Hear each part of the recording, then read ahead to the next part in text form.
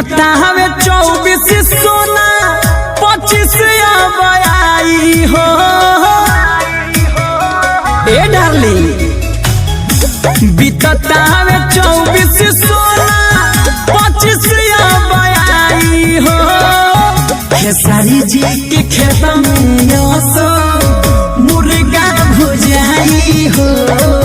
खेसारी जी के खेत में असो मुर्गा भुजाई हो।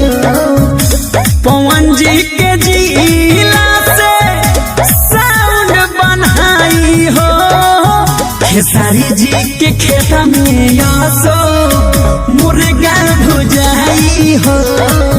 खेसारी जी के खेत में असो मुर्गा भुजाई हो।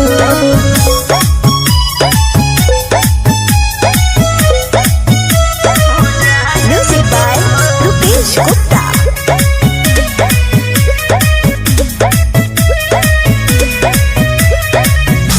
कॉलेज के घर से कराही छोलने छोट छोलिया के पार्टी में शामिल करे अपना हो मलिया के।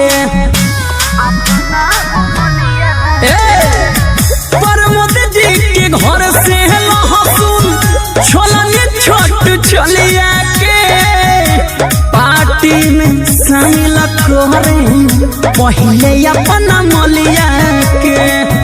रितेश पांडे जी के घर से गोईठा सुनाई हो। खेसारी जी के खेत में असो मुर्गा भुजाई हो। खेसारी जी के खेत में असो मुर्गा भुजाई हो।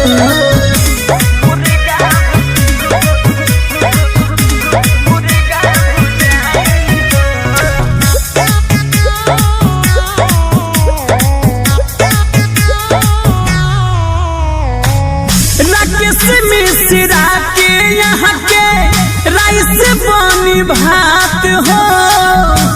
अंकुश राजा के घर से पतला गिलास हो। गुंजन भैया के यहाँ के राइस पानी भात हो। निरहू भैया के घर से पतला गिलास हो।